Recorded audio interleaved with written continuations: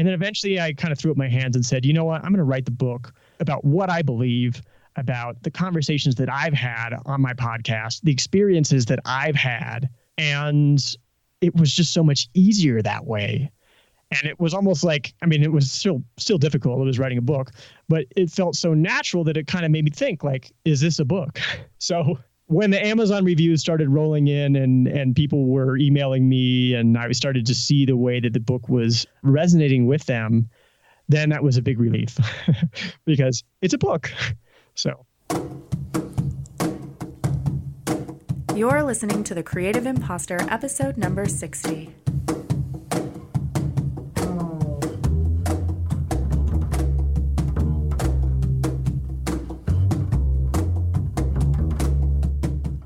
Welcome to The Creative Impostor. I'm Andrea Klender, your host, and today I am sharing with you my entrepreneurial crush.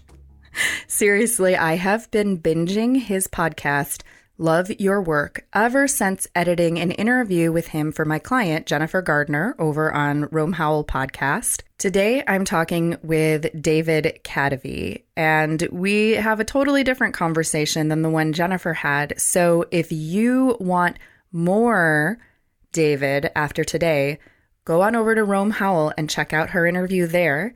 And then start your very own playlist of Love Your Work, David's podcast, where he interviews very interesting people like my hero, Seth Godin, and digs deep into the creative process, the psychology of productivity, and the delights and pitfalls of entrepreneurship.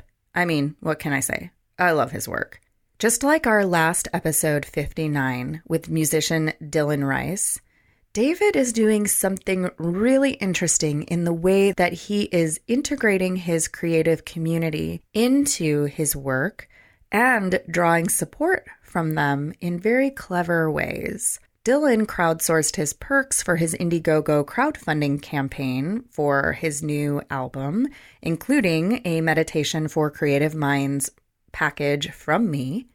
And David crowdsourced the editing of his new book, The Heart to Start, with his email list and a Google Doc. And then he reached out and asked for help spreading the word about the book on what he calls his podcast tour. I'm so happy that David stopped by The Creative Impostor on this podcast tour to promote the book. I highly recommend it if you want to get some momentum going underneath that creative dream you've been mulling over. Links, of course, will be in the show notes for this episode number 60 at thecreativeimpostor.com/060. And now, here's David Kadavy. So, of course, I think that everyone knows you by now. And so I've been telling people, oh, I'm interviewing David Kadavy today. And they're like, what, who? And I'm like, wait, what? You don't know who he Exactly. is? So for those who are not in the loop, just tell us a little bit about who you are, what you do, and what you're most excited about in your work right now. This is why I need your help being on the show to, let people know what I'm about. So the title of your show really resonated with me. I think like a lot of your listeners, I've experienced imposter syndrome a lot in my life. Particularly, I'm going to go ahead and blame it on the fact that I grew up in Nebraska and I grew up in a cul-de-sac in a suburb, and people around me weren't really kind of doing their own thing, but I was still really driven to create. But I went and got a safe job and worked in a cubicle and everything. But then that didn't really satisfy me. I ended up working in Silcon Valley for a while. That was exciting, but ultimately I still wanted to create my own thing. And so I ended up on my own over just about 10 years ago now, and really started exploring my own curiosity and trying to create whatever it was that I felt like I had inside of me.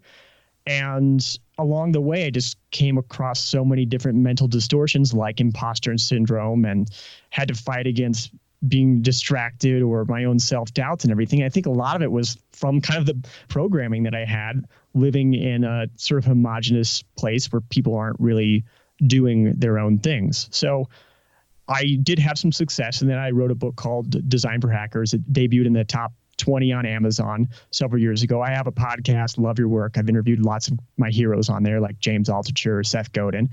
And then I have this new book out called The Heart to Start, which is me exploring how I got over some of those mental distortions to get started and start doing my own thing, and also to solidify those things in my own mind. Obviously, you're writing, because you just mentioned your books and your podcast. Is that primarily what you're doing? Yeah, about 2 years ago, I really decided that I really wanted to just double down on exploring what I was interested in, doing lots of reading, having conversations, and sharing what I've learned along the way.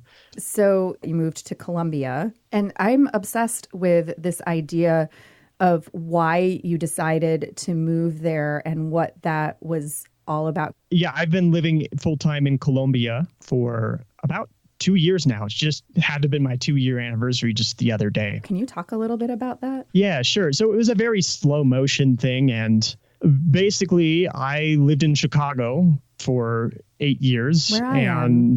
Yeah, and which is where you are. One winter I decided, I want to treat myself to someplace warm for a couple months. So I went to Buenos Aires, and the next winter I went to Medellin, which is where I live now, Medellin, Colombia. And that was 5 years ago that I first came here. So I ended up coming back even, in the summer for a couple of weeks. I ended up coming back every winter for a couple of months. And I just started to really feel at home in Medellin. And I started to feel less at home in Chicago.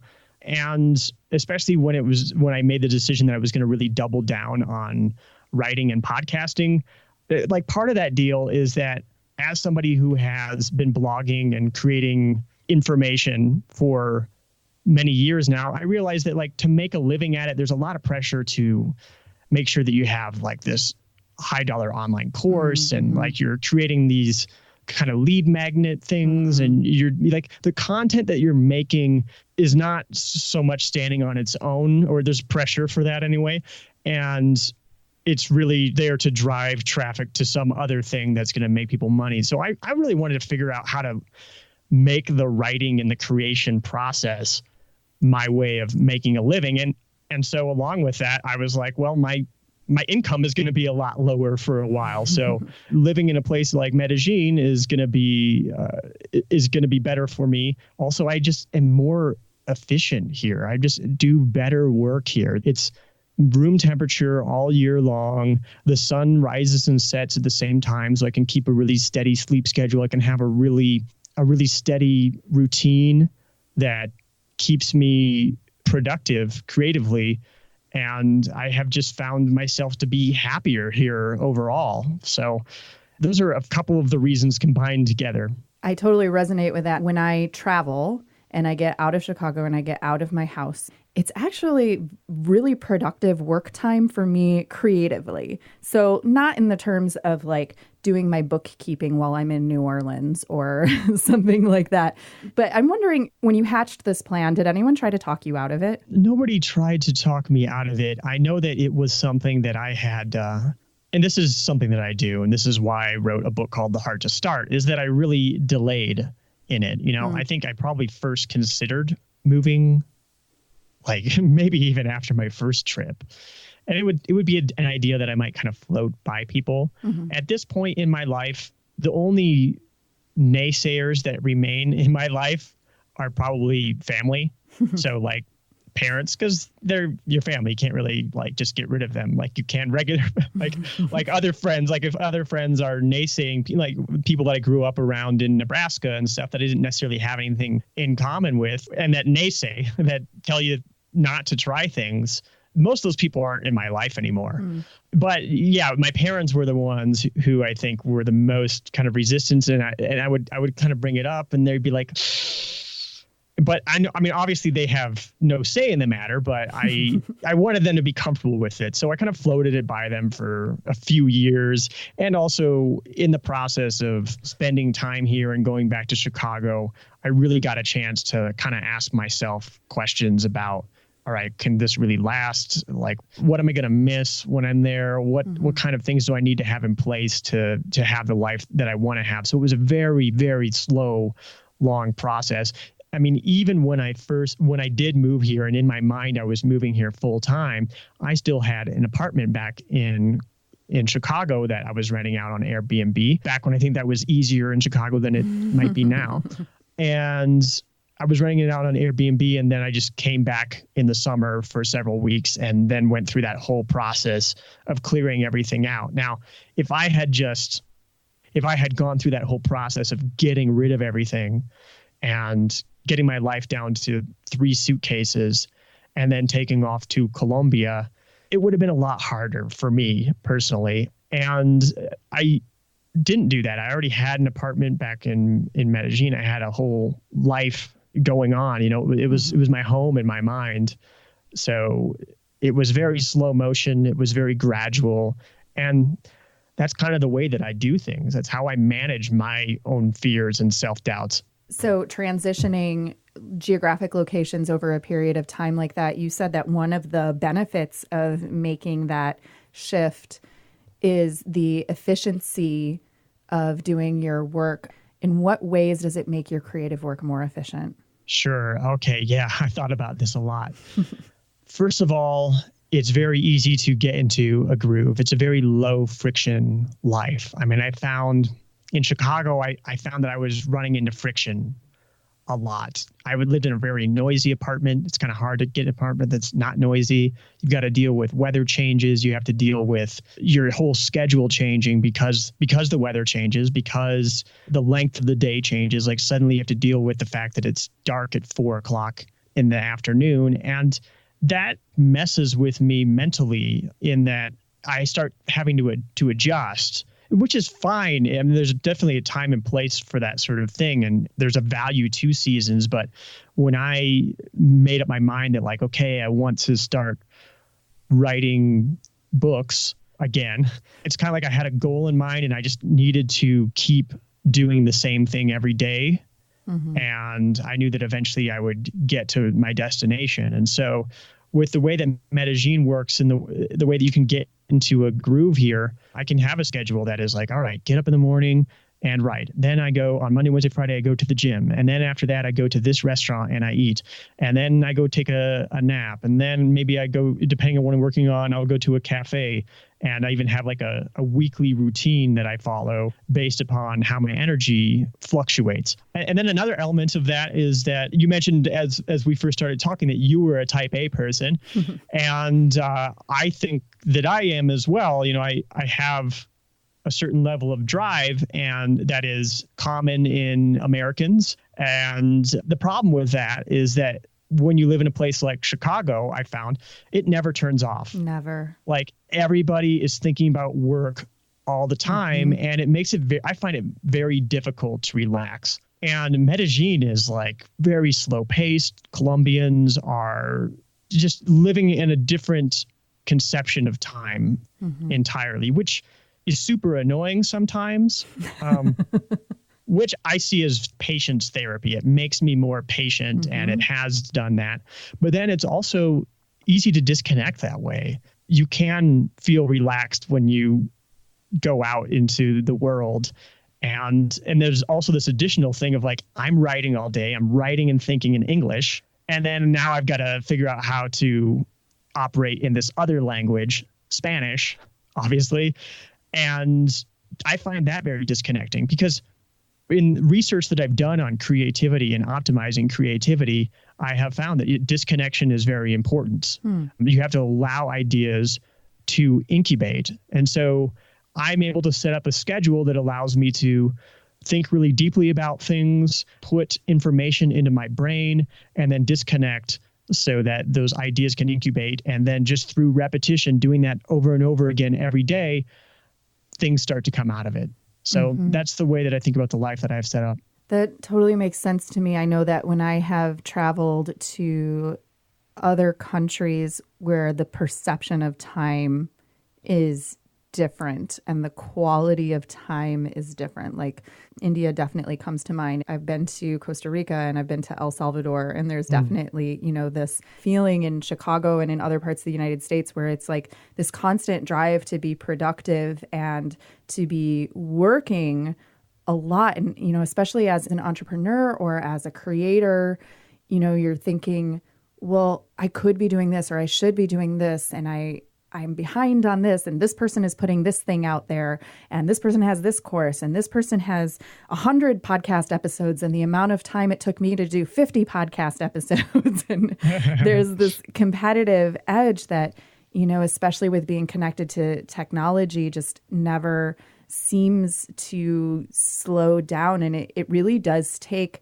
concentrated effort, I think, to unplug. Can you talk a little bit more about incubation and what that means for a creative person and how you personally go about doing it? Sure. I mean, there's various studies done that indicate that if you kind of collect information in your brain to solve a particular creative problem, and then you step away from that problem, that incubation period helps you with solving that problem. Take, for example, writing a book. And this is something that I've learned to do, is that I might collect information. I'll be reading books, and I have like a highlighting system that I'll use to highlight things. And then I will sit down maybe to write something and think like, okay, I just want to get stuff out here. I'm not trying to arrive at a solution, especially if it's something that I'm not very familiar with. Like, I'm just trying to get it to sink into my brain. And actually just being aware of the fact that I'm not trying to reach a solution right now takes some of the stress out of it, takes some of the pressure off. And it's also just kind of the way that creative insights come about. So I might type some bullet points, or I might type a little bit of prose as well, and kind of turn off my internal critic for that stuff. And then I might run into things where I'm like, well, am I being accurate in the way that I'm saying that? Am I putting too much ego into my opinion on this? And really questioning, and then step away and then come back the next day. And then all of a sudden things magically, just trying it again, things magically start gelling better. There's a good story from one of the creators of Monty Python. He was talking about working on a sketch at night and then waking up the next morning and trying to rewrite the sketch based on his memory rather than the original version of the sketch, and then comparing the two and finding like, oh, this new one is funnier. It's just a better iteration of it. And that's kind of a killer tip. That's something that I think about a lot when I'm creating things. It's just understanding that you're sitting down just to exercise sort of the synapses in your brain. Another way that I do that is I have a portable word processor, which I've blogged about at my blog on kadavy.net. So if people want to find out more about it, they can find it there. But it's a portable word processor. It just has like an old calculator screen on it that holds maybe 4 lines of type, and it's a keyboard. And, I'll type stuff on there, and people will always ask me like, well, does it connect to the internet? Does it connect to the cloud? Like, how do you get the stuff that you type on there, like back into your computer? And my answer to that is I don't. I mean, I can do that. I can connect it with a USB cable, like a caveman or something, and like press a button and it will type it into a document. But that's not the point. The point is exercising your brain with these thoughts, and then maybe you revisit them at some point, or maybe what you've written is total BS and isn't worth anything. But that's another thing that I've been doing. And in fact, I recently started keeping it next to my bedside. So first thing in the morning, I will grab it, and I don't even put on my glasses, and I might even keep my eyes closed, and I'll just type whatever's on my mind, which I find a lot easier than writing in a journal. And it's also kind of nice that you can easily delete things. So you can write stupid things, or there's no filter. And I'll just type stuff, and then I'll delete it all. But it's exercising the subconscious, especially in the morning if you're not a morning person, which most people aren't, and I'm not. That's when you're actually, as various studies have shown, that's actually when you are at your sort of cognitive valley, like not your cognitive peak, when you're a little groggy, you can solve creative problems better. Because your filter, your prefrontal cortex, which is kind of the executive of the brain that is filtering every idea and saying, that's a bad idea, or, I don't like that one. your prefrontal cortex is like still sleeping at that point in time. And so the rest of your brain the different regions can play with one another when you're still groggy. And so that's why I try to be very protective of that time the first couple hours when I wake up, and try to make that time where I can do my creative work. There's no email coming in. I don't touch my phone until maybe noon or something like that. And I do things such as that typing on that portable word processor. It feels very Buddhist, this idea of, typing something out and then deleting it, or, not having it forever documented in the cloud somewhere. There's something to be said for intentionally exercising that and not like grasping on to every single thought that comes through. Yeah. And I guess it's kind of the way that I think about it, is that I'll let those thoughts be exercised. And through exercising those thoughts, they solidify in my brain. How much of your routines in terms of setting up your day or your week and saying, this is the time that I'm writing, this is the time that I'm doing podcast interviews, this is the time that, I'm relaxing, how much of that is based on research and how much of that is based on your own observations of yourself and your energy levels and things like that? It's funny because I came upon a lot of like the routines and rituals and habits that I do use to optimize my creativity. I came upon those through the process of writing my first book. I was a relatively inexperienced writer. I had a very tight deadline to write a book. And throughout the process, I started to develop ways of handling things like I was talking about, of trusting the idea that you're not going to come up with a solution right now, of putting information into my brain through researching and finding the right times in the right mind state to be in for those times, and then starting to see patterns of when am I going to be in this mind state and when am I going to be in that mind state. So I arrived at some of those sort of intuitively, but then as the smoke cleared on that book, that became the thing that I was really interested in. So I started reading neuroscience, I started reading behavioral science literature, and then I ended up teaming up with a behavioral scientist named Dan Ariely, who wrote a book that some of your listeners might be familiar with called Predictably Irrational. And so he has done a lot of research on like irrationality or behavioral economics and the way that biases cause us to sort of deceive ourselves.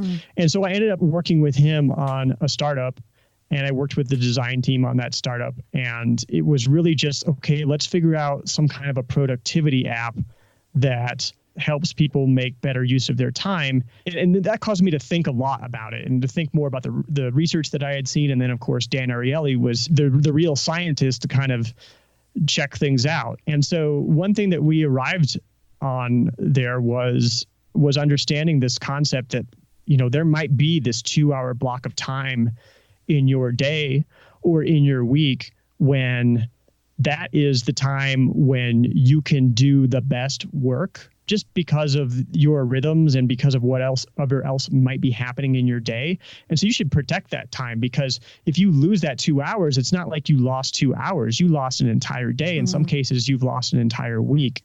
So that's kind of the process that I've gone through to arrive at the rituals and habits that I use. Now, I will say, though, that all that stuff is kind of up in the air right now because I just finished a book. I kind of have different things going on. I'm trying to figure out how to market that book and what can I learn about marketing to position the next book better.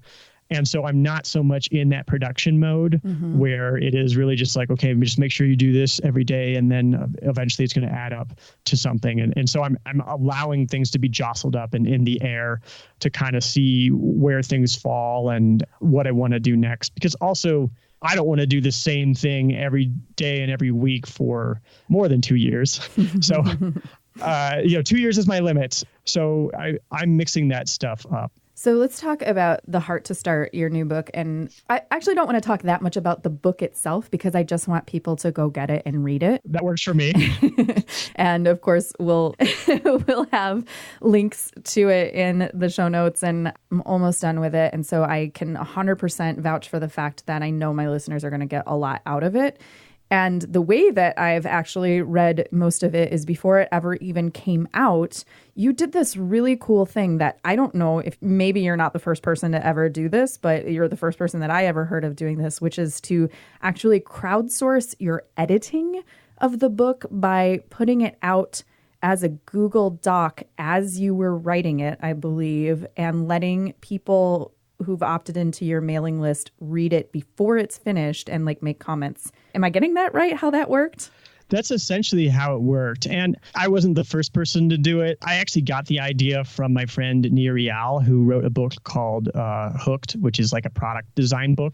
And he told me about that. I was like, oh, that's a great idea because, you know, you can have a good editor and everything, but they're not going to catch everything.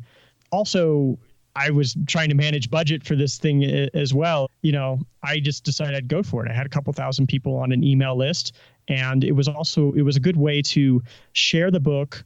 They could read it in advance because they'll forgive me for it not being polished because they're familiar with my work. They're not somebody who, you know, paid $10 or whatever on Amazon, has never seen my work before. And so that way they were able to get the book earlier. As they went, they could go ahead and mark things like, oh, you misspelled this, or this is actually the British spelling and you shouldn't use it, you know, things like that. And then by the time it was all done, I just took that Google Doc and I made it into a Kindle book and put it out there. And at that point in time, pretty much all the people who were on that list had already read the book. So then I could get reviews from them that could then attract other people who weren't already familiar with my work. Beyond like spelling errors and grammar and punctuation and things like that, did people make comments along the way about content? Yeah, they did. Yeah, there was definitely really helpful stuff about, you know, structure or, I don't know if this sounds the way that you want it to sound, things like that I really had to think about, and that really made the book so much better. I think that's really interesting because I have a lot of friends who have published books, and it's something that's definitely on my, you know, within the next probably 3 years, something that I want to do.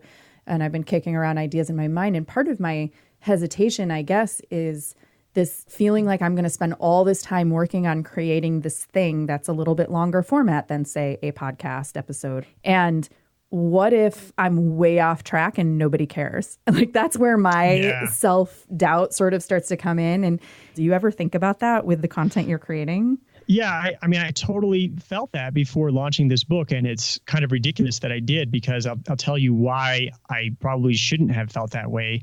You know, I kind of started writing on Medium regularly a couple of years ago. And for at least several months there, I was saying, okay, well, I'm just going to get up every morning. First thing in the morning, my number one priority is to write 500 words. And so I did that. And I did that every day for a couple months. And nobody read anything. And it just wasn't resonating with people. And it was kind of heartbreaking because I had spent previously a couple months working on a book proposal for a book idea that's actually pretty different from this book. And that book proposal just didn't go well with the agents that I sent it to. So I was delusional, really. And so I wrote on Medium every day for a couple months. And I started to really look at like, okay, what does resonate with people? And okay, maybe people are commenting on an article and it's like, wow, it's really clear that they didn't get what I was saying with that. Or there might be a place here and there where people would start highlighting things. So slowly I got better and better at it. And actually, I say slowly, but it's almost like there was an inflection point or something where I just suddenly got it. And all of a sudden, like, okay, a good percentage of my posts are getting views. People are highlighting things, people are commenting. I'm getting to the point where I kind of feel like I know what people are going to highlight. I kind of know what people are going to comment and what they're going to say. And developing that connection then helps reduce a lot of that fear. Now, from that writing every day, one of the key things was to not be afraid to repeat myself. Go ahead and write an article about the exact same concept, just write it better, or write it in a different way, have a different angle for it. Or maybe you're writing about a concept that's closely related to this, but, you know, not being afraid to repeat myself so I can get things to be more clear and more resonant, etc. Then after a certain point, I said, okay, I'm going to make a landing page, and I have an outline. And I said, okay, well, I'm going to send a chapter a day according to this outline to this email list if you subscribe to it. So people subscribed, and then I was accountable. You know, I had that schedule. I wrote a chapter a day. I got a little bit ahead of it, but then, you know, went ahead and scheduled the emails and stuff. So then I had these people who were reading the book. They were reading it a chapter a day, coming in their email. And, you know, it's hard to motivate people to pick up a book. But when an email shows up in their inbox and it's just 500 or 1,000 words, and they got one yesterday and they got one today, and they can read as they go along. Next thing you know, you've written a book, they've read a book. Now, then it took a little bit of working around to get things to the point where I was able to put it in the Google Doc and everything. But that was how, through doing a lot of writing, not being afraid to repeat myself, that was how I really gained a sense of what was resonating with people, and also sharing that stuff on my podcast. So I was maybe like writing some of those articles, and I will read them on my podcast, and maybe people will email me about a certain article, and I'll really get a sense of like, what's really resonating with people. And so through that, you just end up having a lot more confidence in your book by the time you're done with it. Now, that said, it was still totally nerve-wracking. You know, here's a story that resonated with me so much. Was I was reading a book about basically an art history book, and it was saying that Jackson Pollock, the famous abstract expressionist who's known for these splatter paintings, one day he was standing in front of a canvas and he asked his wife, "Is this a painting?" You know, he didn't want to know, is it a good painting? He just didn't know if it was a painting. And like, I really felt like that with the book. I had made efforts at kind of writing a book that was, you know, aimed at traditional publishing, in which you kind of have to do some things that just really aren't me. And then eventually I kind of threw up my hands and said, you know what, I'm going to write the book about what I believe, about the conversations that I've had on my podcast, the experiences that I've had. And it was just so much easier that way. And it was almost like, I mean, it was still difficult. It was writing a book, but it felt so natural that it kind of made me think like, is this a book? So when the Amazon reviews started rolling in and people were emailing me, and I started to see the way that the book was resonating with them, then that was a big relief because it's a book. So let's talk about the podcast for just a couple of minutes. As I said, I love talking podcasts with other podcasters, and it's a little bit nerdy. I don't want to miss that opportunity with you. It's not nerdy. It is not nerdy. There's a limiting belief, I think. Or maybe I'm just embracing that inner audio nerd. I'm not sure. But what prompted you to start a podcast? Why that platform as opposed to like YouTube videos? One thing that I've learned over the years is that I should create things that I consume. So I have a couple online courses, and they're good revenue drivers. They do help people. But, you know, I just kind of have a hard time getting into online courses because I've almost never bought an online course. But I do buy books. I read so many books. I hardly even read on the internet. I don't even read blog posts. I just buy books. And then I also listen to podcasts. I've been listening to podcasts for so long. I probably listened to my first podcast in 2004 or something like that. And this is one of those things that I really put off. There's even a scene in the book where I was in Buenos Aires sharing an apartment with a friend, and I told her, you know, I was thinking about maybe I should start a podcast. I could interview people like you who've built these cool companies and stuff. This was Laura Roeder, CEO of Meet Edgar. And she was like, yeah, I think you should do it. She's like a very decisive person. If she has an idea, she just goes ahead and does it. I'm not like that. I was like, yeah, okay, cool. Yeah, I should. 4 years later, I finally started the podcast. Now, why did I start it? One was I consume podcasts. I love podcasts. And I was listening to so many podcasts, and there was just like something missing. There was a podcast that I wanted to listen to that wasn't out there. There were certain people that I wanted to interview, and there were values that I wanted to bring out, values of having like a nourishing and a healthy definition of success, values about being driven by your values in deciding what is important in your business and what you do. And also these ideas about optimizing your creative output rather than just being kind of like productivity, I'm a machine, how many widgets can I crank out type of thing. And so I just didn't really see the podcasts that I wanted to listen to out there. Now, why podcast as opposed to, say, video? I don't really watch a lot of YouTube. Mm-hmm. I mean, I go on there and I'll like look for information if there's something that's important to YouTube. And I understand that a lot of people, they do watch YouTube, but I don't. So I at least started with audio, in part because in a way, audio is even more intimate than video is. Mm-hmm. When you make a podcast, your voice is directly going into people's ears. Mm-hmm. You know, most people are listening on their mobile devices. Most of them are listening with headphones. Your voice becomes like the voice in their head. That's an incredibly close connection. It's such a privilege to have people actually listen to your podcast when you create it. And it's also just way less complicated to do right. And I've done videos from courses and I've made YouTube videos and stuff. But, you know, podcast, you got to get the audio. Video, you got to get the audio right, and you can't necessarily be in some ugly looking studio. You got to get the lighting. The lighting is so hard. And then there's also, I've taken certain performing arts classes at Second City. I've taken acting classes and improv classes and stuff. And I still, I don't know if I'm necessarily at the level yet where I can like really be awesome on camera, because you've got to get your brain moving and say the right things, which, maybe you have a teleprompter, which makes things very complicated. How can you make it so your eyes are looking at the camera? And you've got to perform, your gesticulations, like the way you're moving your hands and your body and everything has to be a certain way, and your face to like really do it right. Now, it might just be that I just have too much attention to detail and I should probably just go ahead and make video, but I just saw it as somewhat lower investment with equal, if not higher, engagement. I agree with you. My undergrad actually is in mass media communication with an emphasis in film and video. Oh, yeah. So you want to talk about like my perfectionist tendencies. That's one reason I don't really make videos, is because I know how to do it.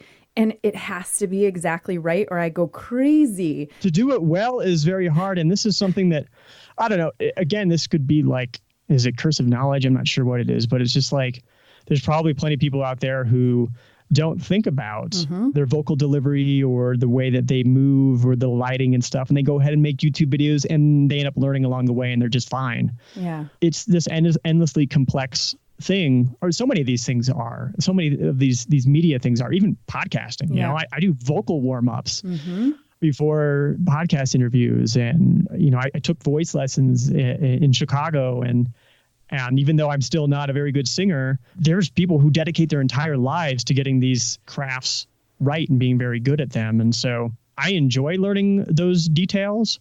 But for me, especially at the time when I started the podcast, learning all that I needed to learn to do video how I wanted to was maybe a bit much, but I saw the podcast would make a lot of progress that way. You just validated this idea that has recently come to my attention, which is, before doing film and video, I studied voice and was actually a music major for 1 year and doing classical voice and opera training. And I've been working with a lot of new podcasters, and there are things about voice and vocal performance that I think are very relevant to podcasting that a lot of people, I just assume everyone does them and knows them because just do them naturally. And then I listen to some people's shows and I'm like, no, people don't know that stuff. They don't know how to control their voice. And I've been thinking of this idea of doing voice lessons or voice coaching for podcasters and content creators. So thank you for validating that. That, I think, is a very cool idea. Having listened to your podcast, it's not a surprise to me at all that you have training in that stuff, because you do have a very good vocal delivery. But yeah, this is something that most people don't think about. I remember talking to somebody the other day, and I was talking about, doing the Audible version of my book. And he's like, oh, that's easy. You just have to talk. And I'm like, yeah, no, that's not. It is a very difficult art. And even on Audible, there's professional voiceover people who make a book unlistenable, whether it's because of your taste or just because they're trailing off at the end of words or things like that. And you really have to put a lot of thought in it. Now, I feel bad because we're on the imposter syndrome show. And it's like, let's see how complicated we can make something very simple, like starting a podcast, which honestly, just, if you're thinking about doing one, just go ahead and do it, and you'll get better as you go. But just know that there's an endlessly deep well of things that you can learn through that process to get better and better that I think a lot of people just ignore.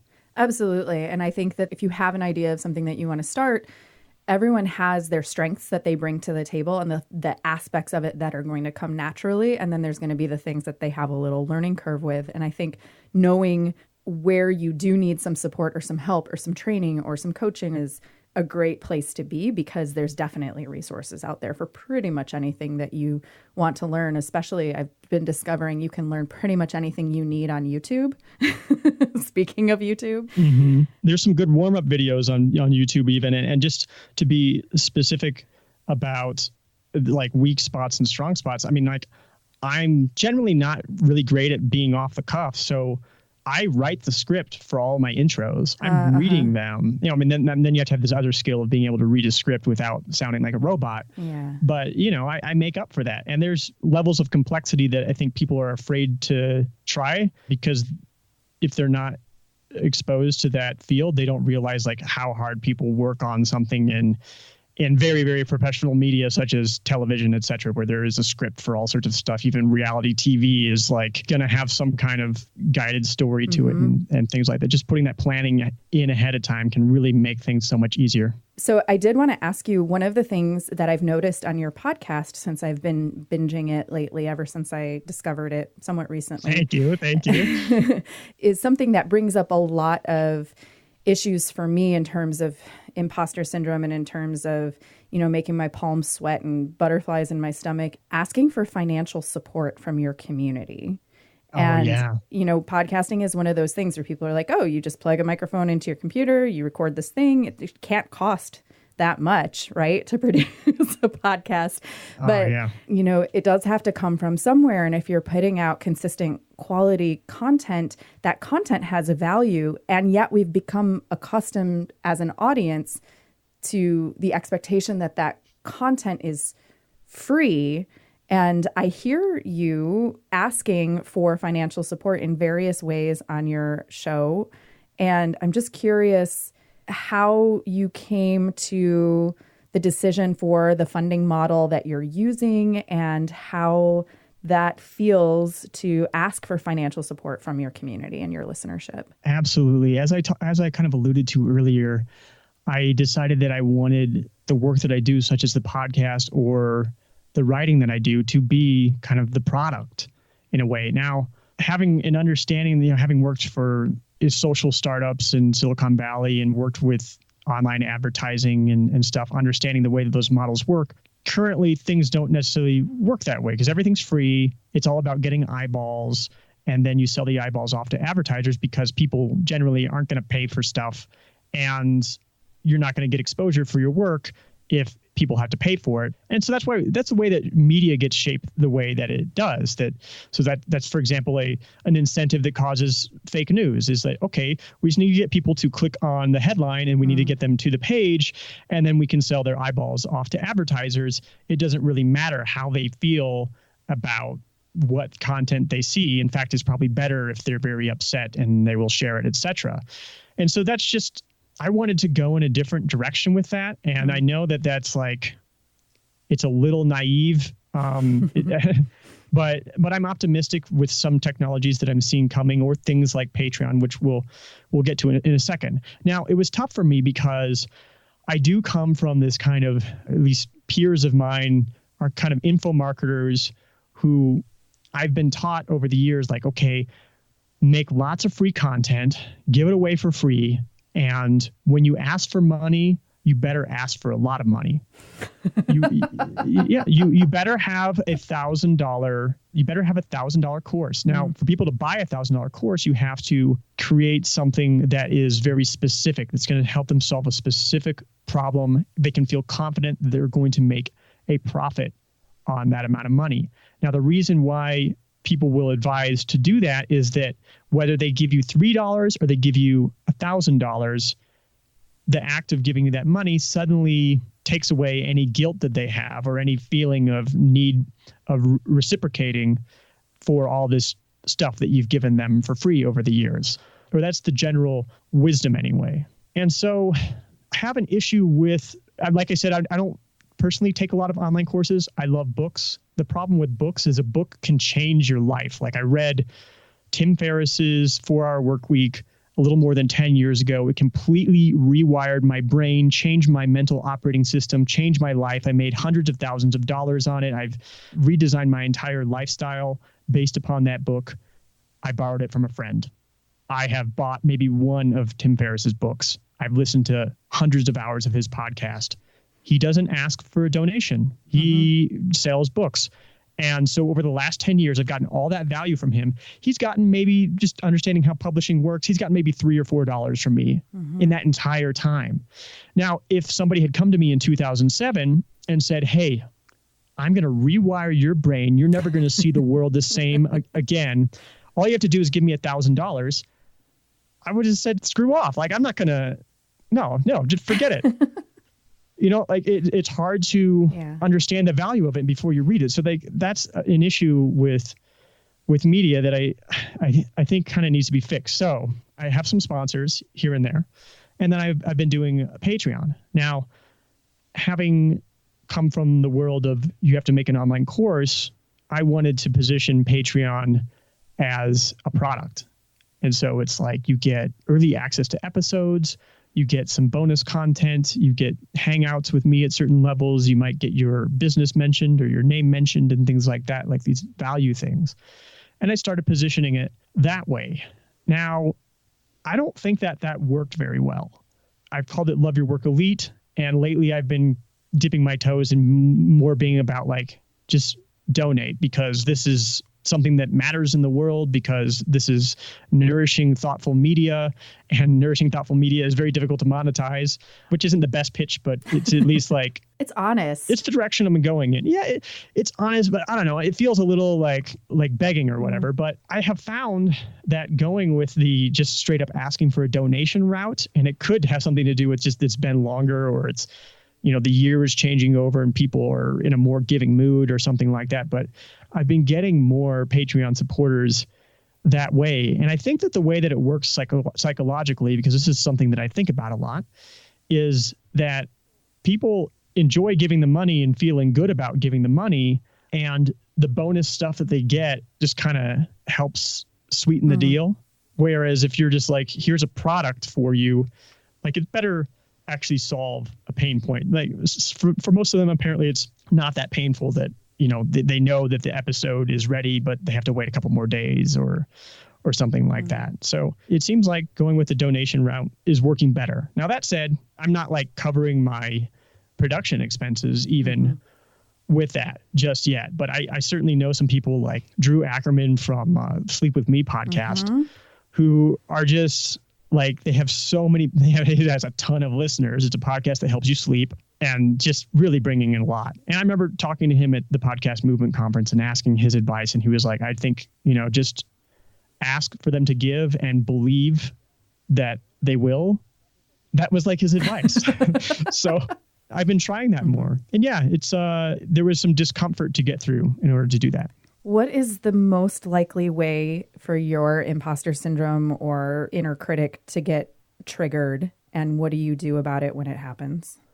Ooh, I think that I have found that my imposter syndrome inflames more when I try to take the posture of an expert.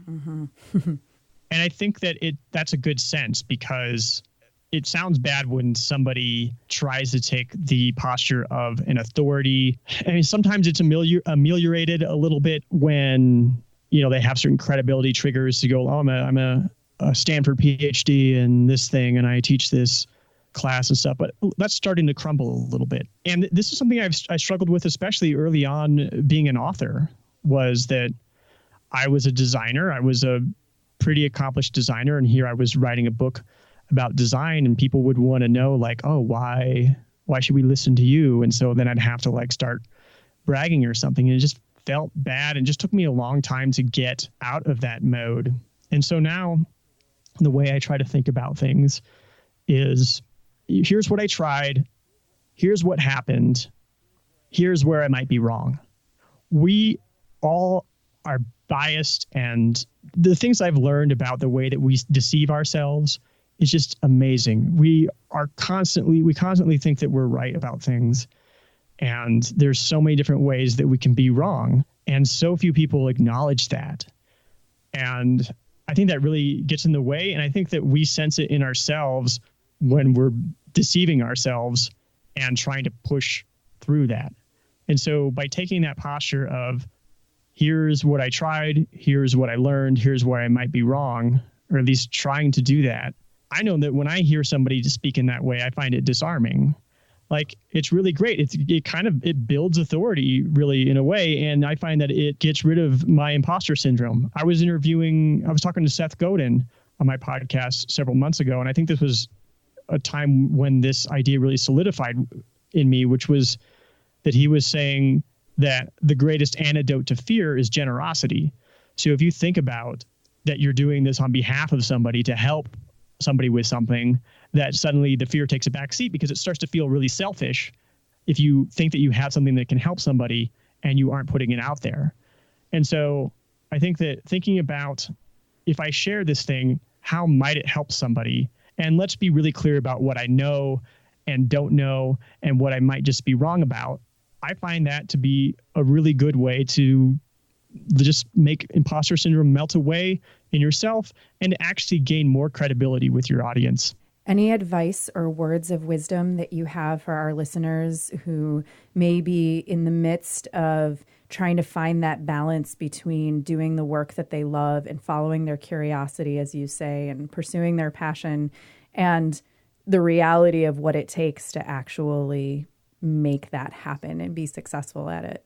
I would approach it a similar way to how I approached it, which was to first cut my expenses as much as I could, and then try to find a way to meet those expenses in as few hours as possible. This is getting pretty practical, I guess, but a few hours as possible, and then to set aside time to follow my curiosities and to give myself permission to wander and to see where that curiosity takes me, which is a thing that so few people do because the world really fights against that. And to trust that if you do that for long enough, that eventually it will solidify into this thing. And if you're brave enough to follow your curiosity in that way, then the place that you end up will often be a place that nobody else has been. And then you just end up untouchable. That's it. That was writer, podcaster, thinker, David Kadavy. You are going to love his work. And when you get his new book, The Heart to Start, he's going to help you love your work too. All of the links are in the show notes, of course, at thecreativeimposter.com/060. And yes, we did talk a lot about the challenges of podcasting, or rather, I like to think of it as the little details that people often don't think about that can go into a well-crafted podcast. If that creative dream you've been holding includes a podcast of your own, I can help. I offer podcast launch coaching and editing services through my Podcast Envy program. And in the next couple of months, I'm going to be teaching a handful of free podcasting workshops at Nextdoor Cafe in Chicago. The first one is January 31st, 2018. Learn more and get on the list for my brand new podcast in the works. Yep, I'm obsessed.